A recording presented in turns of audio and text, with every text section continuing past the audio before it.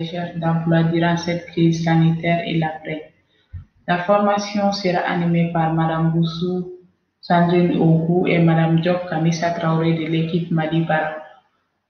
Alors, suite à un constat, nous avons remarqué que la crise que le monde vit actuellement a changé beaucoup de choses et apporté beaucoup de modifications dans beaucoup de secteurs, notamment dans le secteur de l'emploi. Nous avons remarqué que les entreprises qui utilisaient les méthodes anciennes, comme les dépôts physiques, les entretiens directs avec les candidats, ont beaucoup changé.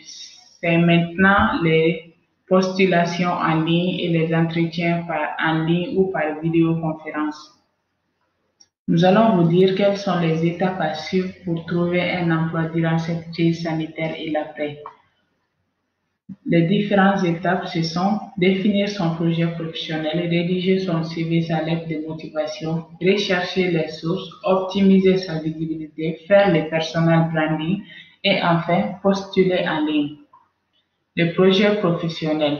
Le projet professionnel peut être défini comme l'objectif que vous visez dans le monde du travail et les moyens, la stratégie que vous mettez en œuvre pour les réaliser. Donc ça veut dire ce qui vous ambitionne dans le monde du travail, ça c'est votre projet professionnel et ça c'est votre objectif et les moyens que vous allez mettre en œuvre pour atteindre cet objectif-là. Donc c'est ça le projet professionnel. Nous avons maintenant les différentes étapes d'un projet professionnel. Comment faire son projet professionnel?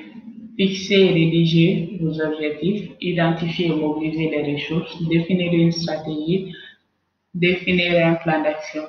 Donc, il s'agit d'établir en main propre ce que vous voulez devenir dans le monde du travail. Si c'est un comptable, un gestionnaire des ressources humaines, ça c'est votre objectif, vous établissez ça. Après avoir établi ça, vous identifiez les ressources qu'il vous faut, c'est-à-dire vous faites la copie de vos diplômes, et aussi vous cherchez les stages dans ce domaine-là. Ça, c'est des ressources que vous mobilisez pour ça. Et ensuite, vous devez définir une stratégie, comment vous allez faire pour vous y prendre. Et enfin, vous devez définir un plan d'action. Ça, c'est les actions que vous allez mettre en place pour réaliser dans les délais réalisables. Maintenant, nous avons comment rédiger son CV, sa lettre de motivation efficace. Donc, le CV, c'est un document qui contient des informations sur vous. Nous avons les différentes parties, les principales parties d'un CV. Il s'agit de l'état civil, votre nom, votre prénom, des informations qui vous concernent, la photo d'identité aussi, qui est facultative, qui n'est pas obligatoire, mais souvent, il y a des postes qui exigent ça. Donc, vous devez lire la fiche des postes pour voir si c'est obligatoire. Les titres aussi, c'est pas obligatoire, mais ça facilite la lecture aux recruteurs. Après, nous avons les expériences professionnelles. Là, il s'agit de mettre si vous avez fait des stages ou bien si vous avez eu à occuper des postes. Donc, ça, ce sont vos expériences professionnelles que vous devez mettre. Votre formation académique. Là, il s'agit de mettre vos diplômes, les formations que vous avez eu à effectuer, mais en commençant par les formations qui sont plus récentes. Connaissances informatiques et autres connaissances. Donc, si vous avez fait des connaissances en informatique et si vous avez d'autres connaissances, c'est toujours idéal de mettre ça sur les CV. La langue, si vous parlez d'autres langues qui n'est pas le français, vous mettez ça. Ensuite, nous avons centre d'intérêt. Si vous avez des loisirs et si vous êtes dans les activités associatives, vous mettez ça également. Les formats de CV à privilégier. Donc, durant cette crise, il faut beaucoup se différencier parce qu'avec l'application des mesures barrières, ce n'est plus en vogue les formats papier. Donc, il faut privilégier les formats numériques à travers des postulations en ligne, les formats vidéo qui expliquent une petite vidéo qui explique vos compétences, vos expertises.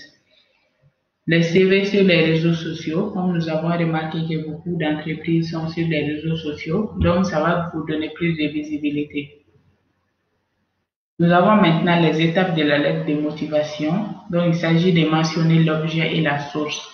Mentionner l'objet, vu que les recruteurs publient plusieurs postes souvent dans une seule annonce. Donc, vous mentionnez l'objet pour faciliter les recruteurs à savoir pour quel poste vous postulez. Mentionnez la source aussi, comme souvent est publié dans les journaux, sur les sites. Donc, les recruteurs sauront facilement dans quelle source vous avez eu l'information. Parler de son parcours scolaire. Là, il s'agit de parler juste de son parcours qui est en rapport avec les postes demandés. Rappeler ses expériences. Là, il faut rappeler les expériences qui ont un rapport avec les postes demandés, comme vous avez déjà mentionné les tout dans les CV. Valoriser ses atouts. Là, il s'agit d'expliquer aux recruteurs pourquoi ils doivent choisir, pourquoi pas parmi les centaines de candidatures qu'il a reçues. Parce que vous devez lui convaincre en lui disant ce que vous pouvez apporter à l'entreprise si vous êtes choisi. Donc, vos motivations, vos compétences, vos qualités, vous devez mettre ça en avant. Et enfin, vous devez conclure la lettre en remerciant les recruteurs et savoir s'il y a possibilité d'entretien. Nous avons maintenant les sources d'information. Donc, la source d'information, c'est là où tu as eu l'information. Ensuite, nous avons les types de sources d'information. Il s'agit de l'Internet. Nous avons comme exemple Malibara, qui est un site de recherche d'emploi très reconnu. Ils font des publications tous les jours. Les candidats aussi peuvent s'enregistrer et recevoir les publications par email et par SMS. Nous avons les réseaux sociaux, Facebook, LinkedIn, Twitter, etc. Donc, qui sont aussi des sources très importantes d'informations. Nous avons aussi les journaux et les médias qui font des annonces concernant les publications d'offres d'emploi.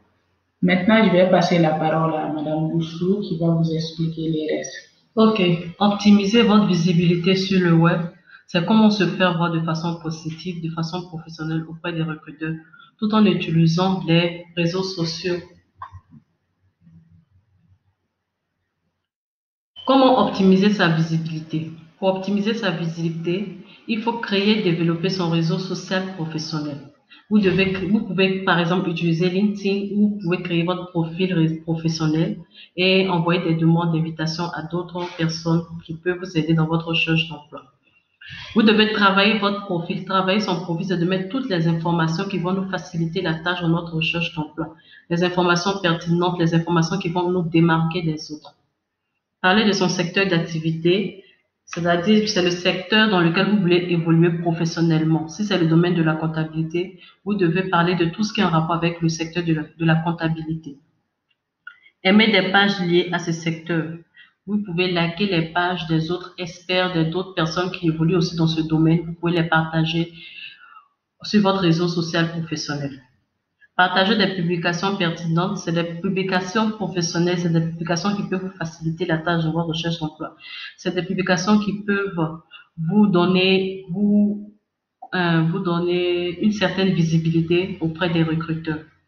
Partagez son CV. Vous établissez votre CV en format numérique et vous le partagez sur votre profil et vous pouvez demander aussi à votre réseau de partager aussi sur leur profil, ce qui va augmenter votre visibilité auprès des recruteurs.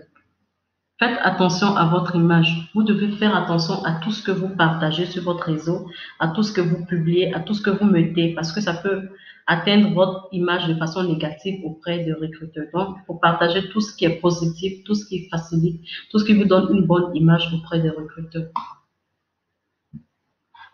La prochaine étape, c'est le personal branding. Le personal branding ou marketing de soi. Le personal branding, c'est de savoir se vendre auprès des recruteurs, c'est de savoir se faire remarquer positivement en mettant en avant ses compétences, ses expériences et ses expertises. Pourquoi faire son personal branding? D'abord, le personal branding vous permet de vous connaître vous-même d'abord, de connaître vos compétences, vos valeurs, de savoir ce que vous pouvez faire, ce que vous ne pouvez pas faire. Vous faire connaître, ça vous permet de vous faire connaître auprès des recruteurs, auprès des personnes qui peuvent vous faciliter la recherche d'emploi.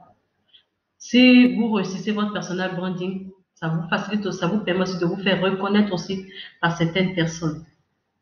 Communiquer de façon transparente. C'est de communiquer de façon claire, de façon précise, de façon à ce que le recruteur puisse avoir un regard positif sur vous. Vous démarquez de vos concurrents. Quand vous réussissez votre personal branding, ça vous démarque automatiquement de vos concurrents. Parce que c'est pas tout candidat qui sait faire son personal branding. Donc, si vous arrivez à réussir votre personal branding, ça facilite votre recherche d'emploi, ça vous démarque positivement.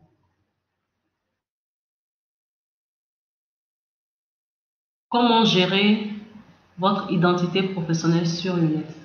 Il faut déjà avoir une spécialité. Une spécialité, c'est comme je l'ai dit, si c'est le domaine de la comptabilité ou autre, ça c'est votre spécialité. Vous devez savoir définir cela, votre spécialité. Vous pouvez aussi écrire une biographie. La biographie, elle doit être brève, elle doit être en quelques lignes, où vous pouvez vous présenter vos noms et tout, votre formation que vous avez suivie, les expériences, vos compétences et tout. Mais ça doit être bref, même si ça peut se faire en un seul paragraphe, ce serait l'idéal, mais ne pas dépasser, il ne faut pas que ce soit trop long, parce que ça devient lassant pour le recruteur. Vous pouvez aussi créer un blog ou un site. Vous pouvez créer un blog où vous allez partager tout ce qui est rapport avec votre domaine d'activité ou bien votre spécialité, votre formation et autres. Et vous pouvez inviter certaines personnes aussi à vous suivre sur ce blog. Vous pouvez utiliser les réseaux sociaux professionnels comme LinkedIn par exemple. Vous pouvez développer vos compétences en communication. Il est important de développer vos compétences en communication pour éviter les fautes d'orthographe dans notre rédaction de CV, rédaction sur les réseaux sociaux, notre profil et tout. Il faut s'impliquer aussi sur les médias sociaux. C'est important d'être actif sur nos réseaux sociaux professionnels, car s'il y a des opportunités d'emploi et tout, quand tu es actif, tu peux être informé à tout moment des opportunités qui passent sur nos réseaux sociaux professionnels.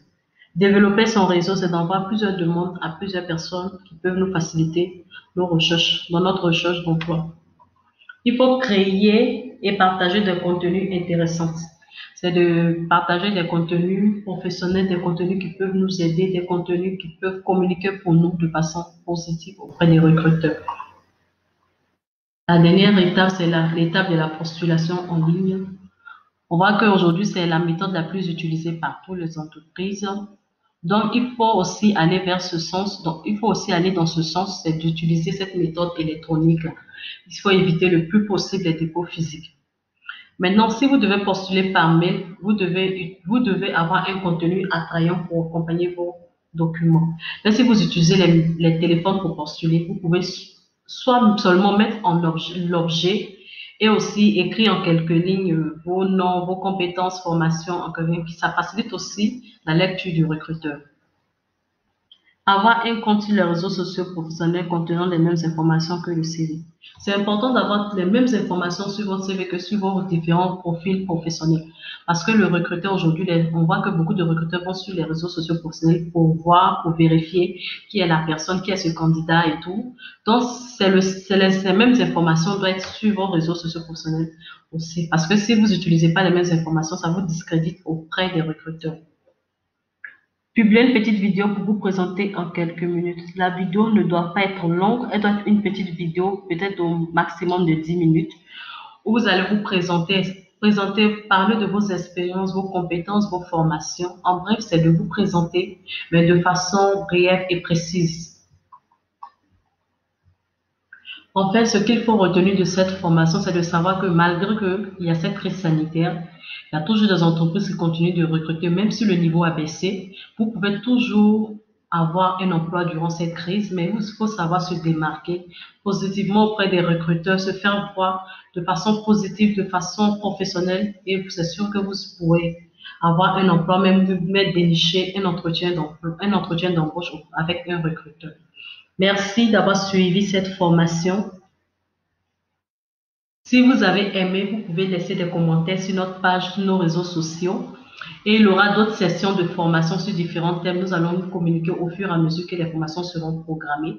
Vous aurez les dates de ces différentes formations. Merci et Nous espérons vous revoir une prochaine fois. Merci.